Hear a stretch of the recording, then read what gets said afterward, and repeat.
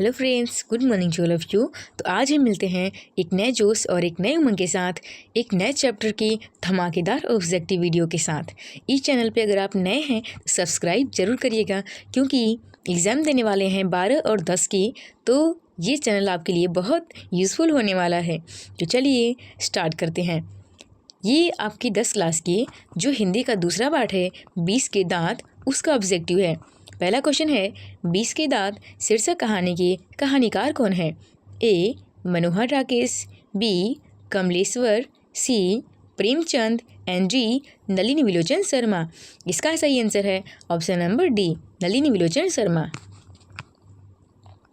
अगला क्वेश्चन है, गिरधर लाल कौन है? ए कासू के पिता, बी मदन के पिता, सी रजनी के पिता एंड जी शेफाली के पिता। इसका सही आंसर है ऑप्शन नंबर बी, मदन का पिता।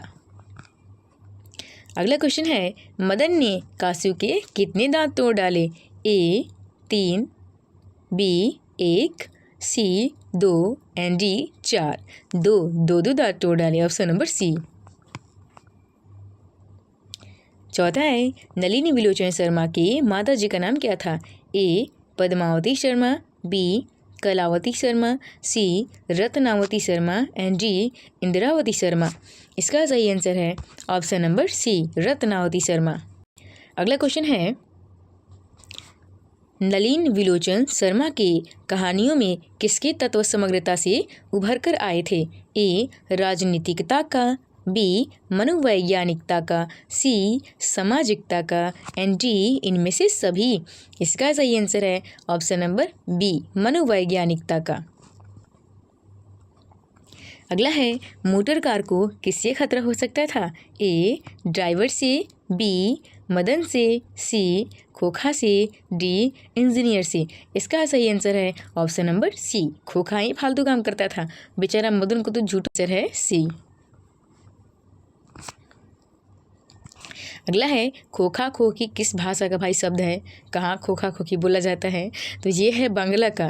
इसका ए है Tamil, B Bhojpuri, C Bangla and D Hindi. इसका सही आंसर है बांग्ला।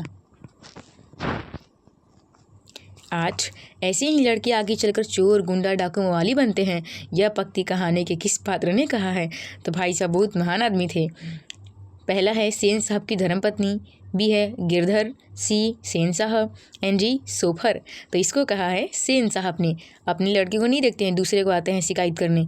मदन को बोल रहे थे उसके पिता से कि समझा दो अपने लड़का के, ये सब आगे चल के गुंडा चोर डाकू बनता है अपना। अगला, खोखा खोखी का अर्थ क्या होता है भाई?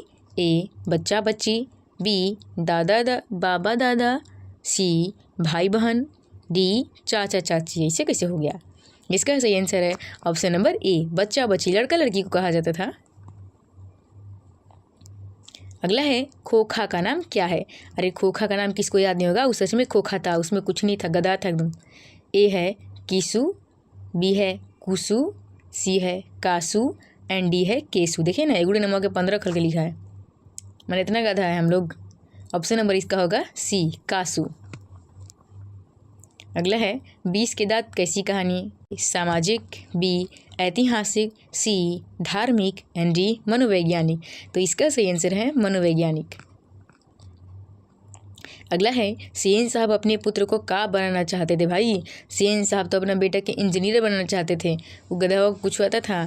ए बिजनेसमैन या इंजीनियर, बी वकील, C professor and D doctor. A businessman या इंजीनियर बनाना चाहते थे।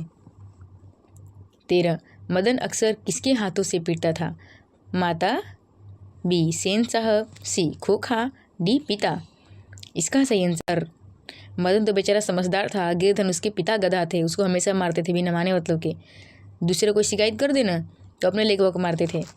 हमारे समाज में यही होता है। बहुत सारे पेरेंट्स ऐसे होते हैं जो कहते हैं कि हमारा बच्चा ऐसा नहीं कर सकता है, ऐसा गलती नहीं कर सकता है, सपोर्ट करते हैं, लेकिन हमारे घर जीवन नहीं। कोई आके शिकायत कर देना, नहीं किए होंगे तब वो जूता धरा देंगे, ना तू ही किया होगा। तो बेचारा वही मदन का हाल था, कुछ ना करता था तब वो किसी और के कह देने पर हमेशा पिटाता था। 14 है, नलिनी विलोचन शर्मा के पिता का नाम क्या था? ए पंडित रामावतार शर्मा, बी पंडित कृष्णावतार शर्मा, सी पंडित मृत्युंजय शर्मा, डी पंडित दशावतार शर्मा। इसका सही आंसर है पंडित रामावतार शर्मा, ऑप्शन ए। अगला है सेन साहब ने किसे खूब फटकार लगाई थी? ए गिरधर लाल को, बी खोखा को, सी मदन को, डी शेफाली को। मदन तो भाई किसी के सामने भीड़ जाता था, उसको तो बोल नहीं सकते थे, इसलिए बेचारे गिरधर को, क्योंकि गिरधर बेचारा एकदम मुड़ी झुकाकर, एकदम मालिक थे ना, मालिक के सामने एकदम नौकर की तरह मुड़ी झुकाकर खड़ा रहता था, हमेशा कुछ वो बोल भी नहीं करता था। लेकिन मदन नहीं था, मदन एकदम निडर था, किसी को थपिया के चलाता था। इसका सही आंसर है ऑप्शन नंबर ए, गिरधर लाल को। होना भी चाहिए ऐसा ही। अगर आप डर कर रहिएगा ना तो लोग आपको डराएंगे। अगर एक बार किसी को बोल दीजिए ना, बोल दीजिए एक बार थोड़ा सा, कि दोबारा बोलने का नाम भी नहीं लेगा। 16 है, विष की जात कहानी किस वर्ग के अंतर्विरोधों को उजागर करती है? ए निम्न वर्ग के, बी उच्च वर्ग के, सी मध्यम वर्ग के, डी व्यापारी वर्ग के। इसका सही आंसर है ऑप्शन नंबर सी, मध्यम वर्ग के। 17 कासू मदन के साथ किस खेल में शरीक होना चाहता था? फुटबॉल के खेल में, हॉकी के खेल में, बैडमिंटन के खेल में, या लट्टू के खेल में? भाई मदन तो गरीब आदमी था, गरीब बच्चा था, वो क्या खेलेगा? वो लट्टू नचाता था। ऐसे ना सुतरी में बहान हम लोग नचाते हैं, वही नचाता था बेचारा। बेचारा ये कासू जो था वो भी बच्चा था, देख के उसका मन लच गया, बोला हमको भी खिलाओ ना, हमको भी खिलाओ। तो उस टाइम बेचारा मदन में था कि जाके अपना बाप के कार पे बैठो, हम थोड़ा सा छू दिए थे तो मेरा बाबू हमको कितना बोले थे। अब बेचारा कासू बड़े घर का बच्चा, उसको हाथ छोड़ने का आदत था, अपनी बड़ी बड़ी बहनों पे हाथ छोड़ देता था।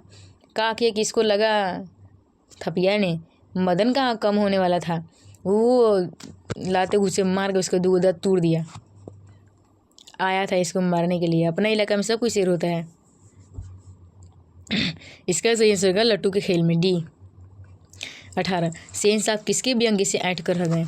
ए पत्रकार महोदय, बी मुखर्जी साहब, सी सिंह साहब, और डी गिरधर लाल।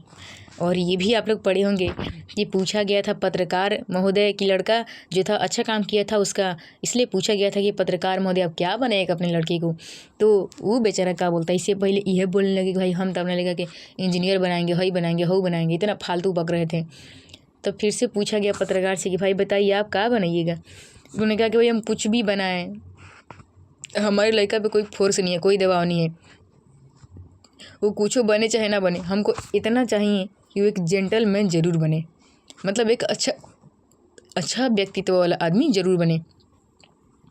पत्रकार महोदय से 19 मदन की उम्र क्या थी? ए 5-6 साल, बी 7-8 साल, सी 3-4 साल, और डी 9-10 साल। इसका सही आंसर है ऑप्शन नंबर ए 5-6 साल। मदन किसका पुत्र था? A Sen Sahab, B Girdhar, C chauffeur, and D Singh Sahab. सही आंसर है बी गिरधर का बेटा था। 21 नलिनी विलोचन शर्मा पटना विश्वविद्यालय के हिंदी विभाग के अध्यक्ष कब बने? ए 1958, बी 1957, सी 1963, डी 1959। सही आंसर है ऑप्शन नंबर डी 1959। 22 है नलिनी विलोचन शर्मा का जन्म कब हुआ था? 14 जनवरी 1915, 18 फरवरी 1916, 22 मार्च 1917, 24 अप्रैल 1918। सही आंसर है 18 फरवरी 1916। 23 है नलिनी विलोचन शर्मा की मृत्यु कब हुई थी? 12 सितंबर 1961, 14 सितंबर 1961, 16 सितंबर 1961, 18 सितंबर 1961। सही आंसर है ऑप्शन नंबर ए 12 सितंबर 1961। अगला है नलिनी विलोचन शर्मा का जन्म कहाँ हुआ था? ये सारे जीवनी से पूछ रहा है, जीवनी आप जरूर पढ़िएगा। ए गांधी घाट पटना, बी कृष्णा घाट पटना, सी बदर घाट पटना, डी रानी घाट पटना। सही आंसर है सी बदर घाट पटना। अगला है दृष्टिकोण किनकी रचना है?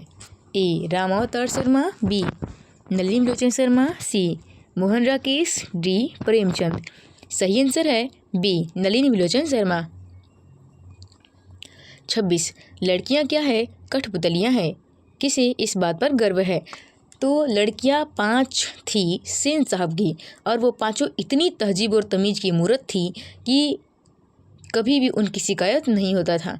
बहुत सुंदर, बहुत समझदार थी।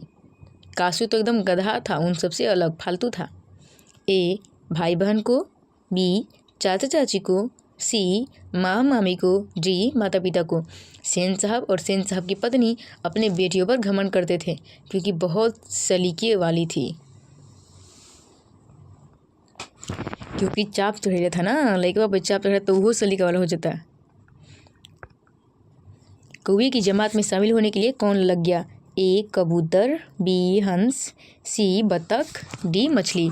कौवे की जमात बोला गया है मदन के झुंड को। आवारागर्द लड़कों के साथ मदन खेलता था ना धूल मिट्टी में, इसलिए कौवे की झुंड कहा गया है।